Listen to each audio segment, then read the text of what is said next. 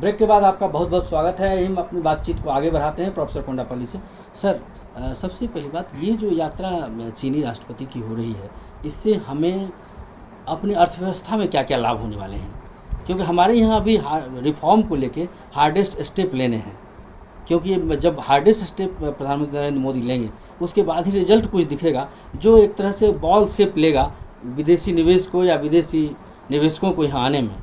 तो क्या हमें क्या फ़ायदा होने वाला है चीनी राष्ट्रपति के से? वैसे ही राष्ट्रपति शी जिनपिंग के ये दौरान जो है वो आर्थिक विषय पर ज़्यादा दबाव होगी, क्योंकि बहुत सारा एग्रीमेंट्स जो है वो इंडस्ट्रियल पार्क्स या इंफ्रास्ट्रक्चर या मैन्युफैक्चरिंग सेक्टर, ये सारे चीज़ आर्थिक विषय पर ही होगा उनका।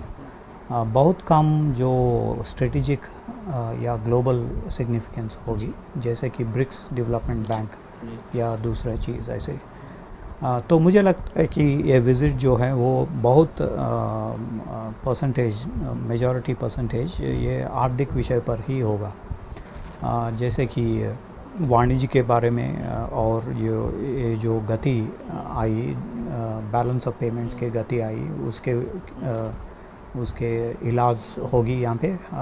दूसरा चीज़ जो इन्वेस्टमेंट्स के बारे में, तीसरा चीज़ थर्ड मार्केट्स को एक्सप्लॉइट करने के लिए, जैसे कि दोनों देश का जो मैन्युफैक्चरिंग फर्म्स बाहर दूसरा कंट्रीज़ में कैसे बेच सकते हैं ये प्रोडक्ट्स, ये भी एक मुद्दे हैं। क्योंकि पिछले साल जब ली खचियांग दिल्ली पहुँचे तब जॉइंट स्टेटमेंट में ये भी चीज़ थी। तो क्या फ़ायदा होगा भारत को, ये अभी तक पता नहीं कि क्या स्पेसिफिक प्रोग्राम्स होगी इसमें जॉइंट स्टेटमेंट में। लेकिन मुझे लग रहा है कि अभी तक 1.1 बिलियन डॉलर्स का चीन का इन्वेस्टमेंट्स थी, और कुछ 51 बिलियन डॉलर्स का प्रोजेक्ट इन्वेस्टमेंट्स थी अभी तक चीन का। भारत तो के जो वाणिज्य मंत्रालय है, कॉमर्स मिनिस्ट्री, उसका कहना है कि जो बातचीत हम लोगों की पहले से चली आ रही थी चीन के साथ इस यात्रा से पहले, बिफोर विजिट, तो उसमें कहीं ना कहीं चाइना इतना इंटरेस्टेड है इन्वेस्टमेंट को लेके कि जापान को ना सरपास कर जाए वो। देखिए, जापान का इन्वेस्टमेंट जो है कुछ 16 बिलियन डॉलर्स, और चीन का इन्वेस्टमेंट से इंडिया में 1 बिलियन डॉलर, तो बहुत अंतर है इसमें। दूसरा चीज़, जापान ने अभी तक दिल्ली मुंबई इंडस्ट्रियल कॉरिडोर को कुछ 90 बिलियन डॉलर का इन्वेस्टमेंट अब उन्होंने ऑलरेडी कमिट किया इसके बारे में। अभी तक चीन का जो इन्वेस्टमेंट अभी कोई कमिट नहीं हुआ। हम सुन रहे हैं कि मुंबई का जो चीन का कौंसल जनरल कुछ 100 बिलियन डॉलर इन्वेस्टमेंट होगी, लेकिन वो ऑफिशियल स्टेटमेंट नहीं है, वो एक वैसे एक रिपोर्ट है। तो हम देखना चाहिए कि जॉइंट स्टेटमेंट में क्या होगा और प्रोग्रेस कितना होगी दोनों देश के बीच में। हाई स्पीड ट्रेन को लेके कहा जा रहा है कि चाइना के साथ कहीं ना कहीं बातचीत चल रही है कि चाइना हमारे बहुत सारे जो ट्रैक हैं जहां स्पीड हम अपने को थोड़ा अपग्रेड करना है, 160 से 180 करना है, 180 से 200 करना है, तो वो कहीं ना कहीं वो इंटरेस्टेड है कि उसमें इन्वेस्ट करे। प्लस जो नए रूट हैं हमारे मुंबई अहमदाबाद के अलावे, जो बेंगलोर मुंबई रूट है, जो हाई स्पीड ट्रेन या बुलेट ट्रेन कहिए, उसके लिए वो इंटरेस्टेड है। तो क्या इस सेक्टर में चाइना से कितना लाभ होगा इंडिया को? अभी तक पता नहीं कि कौन कितना इन्वेस्टमेंट होगी इस सेक्टर में, लेकिन चीन का जो हाई स्पीड रेलवे में बहुत इम्प्रूवमेंट हुई। कुछ 12,000 किलोमीटर का उन्होंने लाइंस किया। मैंने ट्रैवल किया उसमें, चीन में। पूरा सीमेंटेड स्ट्रक्चर्स, बीम्स लगा के उन्होंने बनाई हर एक जगह पर। लेकिन एक प्रॉब्लम है उनके, सेफ्टी प्रॉब्लम है। वेंचो क्रैश हुई थी 2 साल पहले, और शांतुंग प्रोविंस में भी एक क्रैश हुई, जिससे कुछ 200 लोग मर गए थे, देहांत हुई उनके। तो एक सेफ्टी प्रॉब्लम्स भी उसमें उछल के आई। तो जब भारत और चीन का स्ट्रेटेजिक एंड इकोनॉमिक डायलॉग हुई थी, तो ये मुद्दे उनके पेश किया जब Ahluwalia deputy chief planning commission के थे। तो सेफ्टी इश्यूज फिर भी अभी तक सॉल्व नहीं हुई चीन के high speed railway development projects में। तीसरा चीज़ ये है, वो कैपिटल इंटेंसिव है। ये जो प्रोजेक्ट्स हम जो कह रहे हैं हाई स्पीड रेलवे, जैसे कि अहमदाबाद टू पुणे, ये लाइन जो है कुछ $10 बिलियन का रुकम चाहिए उनके लिए। तो ये रुकम जो है वो हम कंज्यूमर को एक दिन या दूसरा दिन पास करना चाहिए, क्योंकि ये इंडियन गवर्नमेंट सब्सिडाइज नहीं कर पाएगी। $10 बिलियन, $10 बिलियन पूरा रेल मंत्रालय का बजट है हर एक साल के। तो एक सिंगल प्रोजेक्ट पे आप $10 बिलियन का इन्वेस्टमेंट करना चाहते हैं और चीन से, तो ये मुझे लग रहा है कि कैपिटल इंटेंसिव नेचर अभी हमें।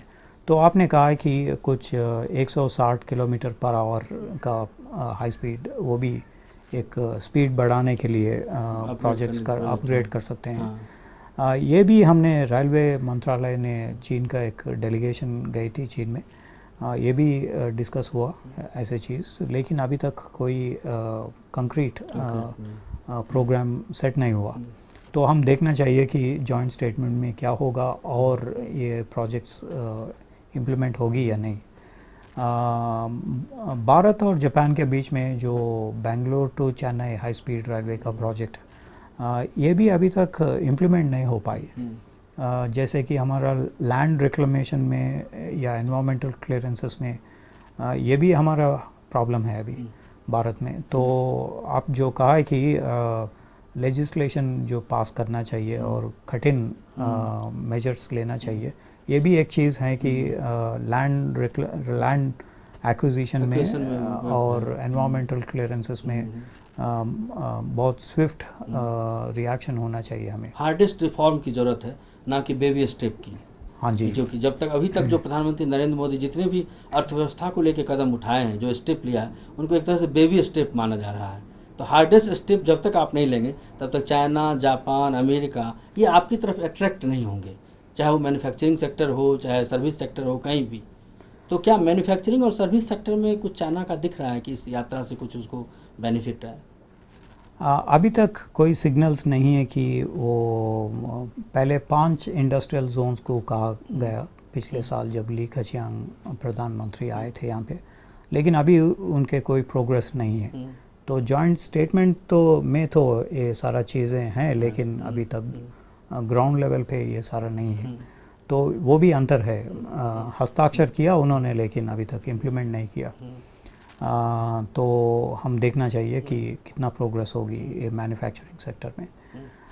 चीन का कहना है कि भारत सर्विस सेक्टर में बहुत आगे बढ़ गया, क्योंकि हम कुछ 56% जीडीपी सर्विस सेक्टर से जनरेट होती थी, और चीन का मैन्युफैक्चरिंग सेक्टर भी बहुत मशहूर है दुनिया भर। तो चीन और भारत दोनों देश के मैन्युफैक्चरिंग सेक्टर और सर्विस सेक्टर के एक समझौता हो, तो ये दोनों देश का एक एक्सचेंज हो जाएगी। मैन्युफैक्चरिंग सेक्टर भी हमें चाहिए, क्योंकि एम्प्लॉयमेंट जनरेशन वहाँ पे बहुत ज़्यादा होगा। अब सर, एक हमारा आखिरी सवाल है आपसे कि जो चाइना के साथ हमारी विदेश नीति है, वो तो क्या होगा, वो ज्वाइंट डिक्लेरेशन में थोड़ा और बातें क्लियर होंगी। जो हमारे अमेरिका के साथ जो पॉलिसी है, जो पाकिस्तान के साथ पॉलिसी है, जो जापान के साथ पॉलिसी है, श्रीलंका के साथ है, ये जो हमारे नेबर हैं या फिर अमेरिका हैं ये लोग, इनकी पॉलिसी कहीं ना कहीं इस यात्रा से प्रभावित होगी या एक नया जो स्कोप दिखेगा क्या? चीन का कुछ कंसर्न है कि भारत और अमेरिका के बीच में स्पेशली डिफेंस रिलेटेड इश्यूज़ पे उनका कुछ कंसर्न थी, और मैरीटाइम डायमेंशंस पे भी कुछ कंसर्न थी। वैसे ही अमेरिका को जब चीन और भारत दोनों देश आगे बढ़ते हैं, आगे बातचीत करते हैं, तो उनका भी एक कंसर्न कि दोनों देश ब्रिक्स कंट्रीज़ में या G77 कंट्रीज़ में या दोहा राउंड्स में कुछ उनका असर ना पड़े, कि उनका भी एक कंसर्न है अमेरिका भी। ये जो राष्ट्रपति की यात्रा गुजरात से शुरू हो रही है, इसका क्या सिग्निफिकेंस है? ये वैसे प्रधानमंत्री मोदी जी के जन्मदिन का एक वो है। दूसरा, उन्होंने एक स्पेशल डे मनाना चाहते हैं उनके साथ, और स्ट्रेटजिक कम्युनिकेशन बढ़ाना चाहते हैं, दोनों अगर मिल के बातचीत करें तो बहुत सारे इश्यूज़ जैसे कि सीमा विवाद के बारे में या मिलिट्री डिप्लॉयमेंट्स के बारे में या दोनों के बीच में जो एक अंडरस्टैंडिंग बढ़ जाएगी। अभी तक ऐसे नहीं हुआ भारत में, सिर्फ अमेरिका के साथ हुई, अमेरिकन लीडर्स के साथ हुई या दूसरे देशों के लीडर्स के साथ हुई। ये पहली बार हो रहे हैं चीन से, बल्कि नेहरू और चौवनलाई ऐसे ही बातचीत हुए थे 50s और 60s में। लेकिन अभी नया चीज़ अभी उबलते आ रहे हैं। मुझे लग रहा है कि उनका दोनों लीडर्स के बीच में एक कम्युनिकेशन बढ़ जाएगा और एक कॉन्फिडेंस बढ़ जाएगी, और ये एक अच्छी चीज़ है ये। अगर वो दिल्ली में मीटिंग होगी और कुछ 1 घंटे 2 घंटे का मीटिंग में बिज़नेस जैसा दिखेगी और कोई अरेंजमेंट नहीं हो पाएगी दोनों लीडर्स पे, क्योंकि अभी मोदी साहब का मेजॉरिटी है पार्लियामेंट में और ये भी कोशिश कर रहे हैं कि दूसरा टर्म भी उनको देख रहे हैं कि उनका इम्प्रिंट एक बनाना चाहते हैं। तो 10 साल 5 साल कम से कम 10 साल उन्होंने प्रधानमंत्री होंगे, तो एक चीन भी एक सिग्नलिंग कर रहे हैं कि हम स्ट्रॉन्ग लीडर्स को मानते हैं और उनसे कम्युनिकेशन बढ़ाना चाहते हैं। तो वो भी एक सिग्नलिंग है इंटरनेशनल रिलेशंस में। तो हम देखना चाहिए कि क्या उसका असर पड़ेगा। प्रोफेसर कोंडापल्ली, हमसे बात करने के लिए बहुत बहुत आपका धन्यवाद और शुक्रिया। ये थे प्रोफेसर कोंडापल्ली जो बता रहे थे कि चीनी राष्ट्रपति के दौरे से क्या क्या हमें मिलने वाला है। लेकिन साफ उम्मीद हम करते हैं कि साबरमती के रिवर फ्रंट पर जब वो प्रधानमंत्री नरेंद्र मोदी के साथ चीनी राष्ट्रपति का डिनर होगा तो गुजराती स्वाद उन्हें कहीं न कहीं दिल्ली में बहुत और कुछ करने के लिए प्रभावित करेगा। मुद्दा में आज फ़िलहाल बस इतना ही। अगले दिन हम फिर हाजिर होंगे नए मुद्दे और नए मेहमान के साथ। फिलहाल दीजिए हमें इजाज़त। नमस्कार।